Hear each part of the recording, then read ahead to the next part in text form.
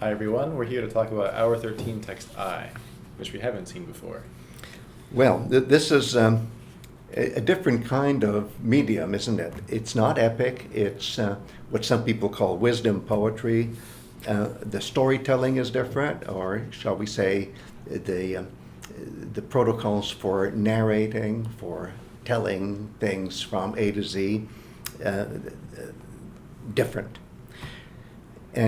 And you have a righteous brother talking to an unrighteous brother, and they're very prototypical, at least in this situation. And the righteous brother says to the unrighteous brother, okay, let's sort things out for ourselves. So this seems to be a situation where whatever kind of quarrel there is has to be sorted out without direct divine intervention. I emphasize without direct divine intervention. And what's the key is to have straight judgments. But we're humans, and so when even a king makes a judgment, it doesn't become perfect, it doesn't become absolute, it doesn't become the embodiment of justice itself, except through time. Judgments become justice only when they are processed by due process. And I'm deliberately saying due process because that's the idea in even Anglo-Saxon customary law. So, what happens in the end? We start with a disequilibrium. The unjust brother is getting more than his fair share of the inheritance, and the just brother is suffering because of this injustice.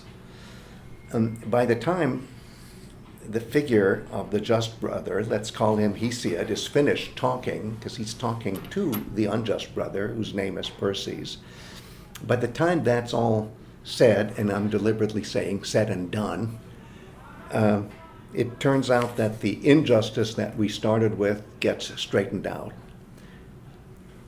Or to put it another way, the faulty judgments of kings in the present time of these two feuding brothers, those unjust judgments get straightened out in the process of due process, which Hesiod himself, that's the name of the just brother, articulates.